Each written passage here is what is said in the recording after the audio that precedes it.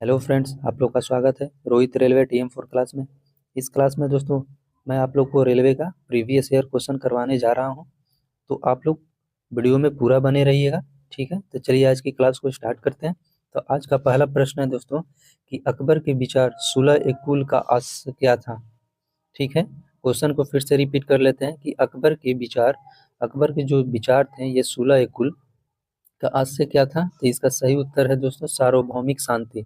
इसका सही उत्तर है सार्वभौमिक शांति। यानी 16 कुल का मतलब क्या था, ये सार्वभौमिक शांति। ठीक ना, ये अकबर क्या चाहते थे, सार्वभौमिक शांति चाहते थे। ठीक है, आगे बढ़ते हैं। अगला नंबर क्वेश्चन है कि बंगाल की सेना के सैनिकों ने 10 मई 1857 को मेरठ में विद्रोह कर दिया था। ठीक है, तो उस समय मुगल सम्राट कौन था। ठीक है, क्वेश्चन को फिर से पढ़ लेते हैं कि बंगाल के जो सेना के सैनिकों ने 10 मई 1857 को मेरठ में विद्रोह कर दिया था। तो उस समय मुगल सम्राट कौन था। तो उस समय मुगल सम्राट कौन था दोस्तों, तो बहादुर शाह जफर। बहादुर शाह जफर को ही बहादुर शाह द्वितीय बोला जाता है। ये अंतिम मुगल शासक था। ठीक है, इनका कार्यकाल कब से कब तक था, ये 1837 से लेकर 1857 तक। 1837 से लेकर 1857 तक। ठीक ना दोस्तों, आप लोग देखते चलिए कि आप मैंने किस एग्जाम में कैसा क्वेश्चन पूछा जा रहा है। ये देख लीजिए, RRB NTPC स्टेज 1 में पूछा गया प्रश्न है दोस्तों। ठीक है, आगे बढ़ते हैं। अगला नंबर क्वेश्चन है कि शेख सलीम चिश्ती का मकबरा इनमें से किस शहर में स्थित है। क्वेश्चन को फिर से पढ़ लेते हैं कि शेख सलीम चिश्ती का मकबरा इनमें से किस शहर में स्थित है। ये दोस्तों कहाँ पर है, ये फतेहपुर सीकरी, ये आगरा के फतेहपुर सीकरी में ये मकबरा बनाया गया है। ये इस मकबरे को किसने बनाया, ये शेख सलीम चिश्ती का मकबरा को किसने बनाया, तो ये अकबर ने बनवाया था। ठीक है दोस्तों, आप लोग देखते चलिएगा कि आप लोगों को ये क्या माने कैसा कैसा क्वेश्चन पूछा जा रहा है किस एग्जाम में। ठीक है दोस्तों, अगर आप लोग मेरे चैनल पर नए हैं तो मेरे चैनल को सब्सक्राइब कर दीजिएगा, दोस्तों में शेयर भी कर दीजिएगा, और वीडियो अच्छा लगेगा तो लाइक भी कर दीजिएगा। ठीक है दोस्तों, आगे बढ़ते हैं। अगला नंबर क्वेश्चन है कि महाराणा प्रताप के घोड़े का नाम क्या था। महाराणा प्रताप के घोड़े का नाम क्या था, तो उनके घोड़े का नाम था चेतक। उनके घोड़े का क्या नाम था दोस्तों, चेतक। और उनके हाथी का क्या नाम था, तो राम प्रसाद। उनके हाथी का नाम क्या था, राम प्रसाद था। ठीक है दोस्तों, महाराणा प्रताप के घोड़े का नाम चेतक और हाथी का नाम राम प्रसाद था। इनकी मृत्यु कब होती है, 1597 में। मृत्यु कब होती है, 1597 में, जब वो धनुष से तीर जब वो बाण छोड़ते हैं तो उसी टाइम उनको अंदरूनी आंत में चोट लग जाने के कारण उसी टाइम उनकी मृत्यु हो जाती है 1597 में। आगे बढ़ते हैं दोस्तों। अगला नंबर क्वेश्चन है कि हवा महल का निर्माण किसने किया था। हवा महल का निर्माण किसने किया था। पहला नंबर तो जानते हैं दोस्तों कि हवा महल है कहाँ। हवा महल ये राजस्थान के जयपुर में है। राजस्थान के जयपुर में है। ठीक है, ये हवा महल कहाँ है, तो राजस्थान के जयपुर में है। इसका निर्माण किसने करवाया, तो इसका निर्माण महाराजा सवाई प्रताप सिंह ने हवा महल का निर्माण करवाया। ये महाराजा सवाई जयसिंह के पोते थे। ये जो महाराजा सवाई जयसिंह के पोते थे, ये कौन, तो महाराजा सवाई प्रताप सिंह। ठीक है, हवा महल का निर्माण कब हुआ था दोस्तों, तो ये 1799 में। 1799 में आप लोग को याद रहेगा कि हवा महल है कहाँ, तो जयपुर में। इसका निर्माण कब हुआ, तो 1799 में। किसने करवाया, तो महाराजा सवाई प्रताप सिंह ने। ठीक है, आगे बढ़ते हैं दोस्तों। अगला नंबर क्वेश्चन है कि चित्तौड़गढ़ किस वंश की राजधानी थी। चित्तौड़गढ़ किस वंश की राजधानी थी, तो इसका सही उत्तर है दोस्तों सिसोदिया। इसका सही उत्तर है सिसोदिया। यानी सिसोदिया वंश के संस्थापक कौन थे, तो राणा हमीर थे दोस्तों। ठीक है, सिसोदिया वंश के संस्थापक कौन थे, तो राणा हमीर थे उनके संस्थापक। और उन्होंने ही कब वो ये राजधानी बना लिए थे, चित्तौड़गढ़ का। इनकी राजधानी कहाँ थी, तो ये राजधानी कहाँ थी दोस्तों, तो चित्तौड़गढ़ थी। चित्तौड़गढ़। सिसोदिया अगर पूछ देगा कि सिसोदिया वंश के संस्थापक कौन थे, तो राणा हमीर थे। ठीक है, और इन्होंने अपनी राजधानी चित्तौड़गढ़ में बनाई थी। ठीक है, ये एक राजपूत राजवंश थे। ठीक है, आगे बढ़ते हैं।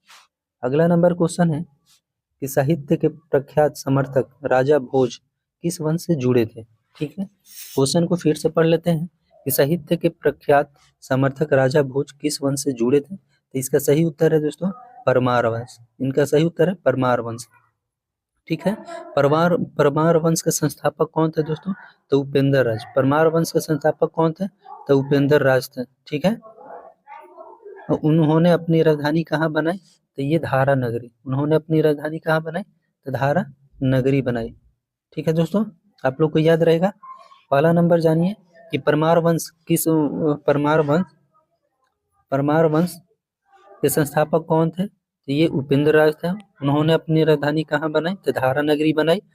ठीक है, उनके शक्तिशाली राजा कौन थे? सबसे शक्तिशाली राजा परमार वंश के सबसे शक्तिशाली राजा कौन थे? तो राजा भोज थे। सबसे शक्तिशाली राजा राजा भोज ने ही भोपाल में यानी मध्य प्रदेश के भोपाल में उन्होंने क्या किया? भोजपुर नामक झील का निर्माण करवाया। ये जो भोजपुर नामक है, भोजपुर जैसे आरा भोजपुर है वैसे ही भोजपुर नामक एक झील का निर्माण करवाया।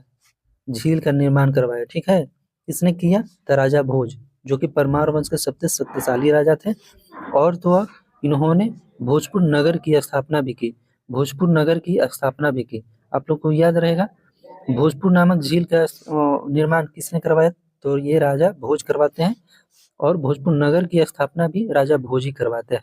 इन्होंने अपने कार्यकाल के दौरान सरस्वती मंदिर का निर्माण भी करवाया। ठीक है, आगे बढ़ते हैं दोस्तों।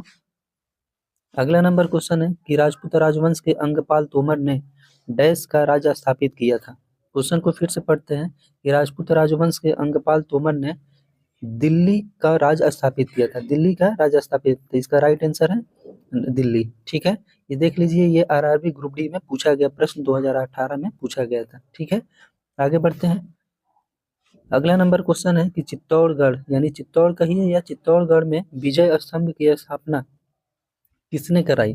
ठीक है, विजय स्तंभ की स्थापना किसने कराई? तो आप लोग जानते हैं दोस्तों, ये राणा कुंभा।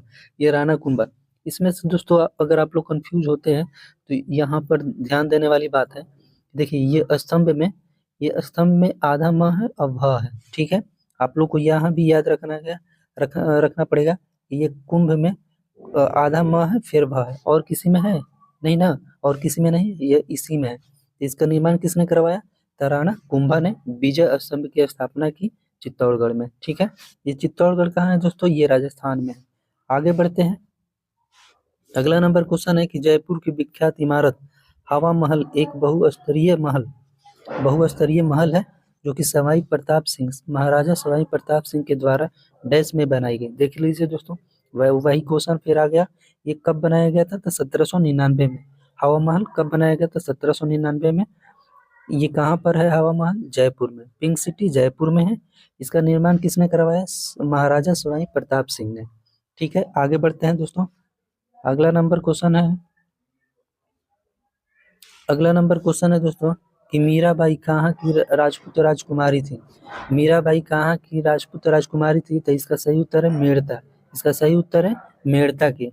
ठीक है, तो ये मीराबाई के पिता का नाम क्या है? रतन सिंह राठौर। मीराबाई के पिता का नाम क्या है? रतन सिंह। मीराबाई के पिता का नाम रतन सिंह राठौर थे। ठीक है, और उनके गुरु कौन थे? तो उनके गुरु थे रैदास थे। उनके गुरु कौन थे? रैदास का मतलब रविदास बोलिए। ठीक ना, रविदास उनके गुरु थे। वो रविदास को अपना गुरु मानती थी। ठीक है, इनका जन्म कहाँ पर हुआ था? इनका जन्म दोस्तों कुड़की में हुआ था। इनका जन्म कुड़की राजस्थान यानी राजस्थान के कुड़की नामक गांव में हुआ था। ठीक है, राजस्थान के कुड़की नामक गांव में इनका जन्म हुआ था। कब हुआ था? तो 1503 में। आप लोग को याद रहेगा।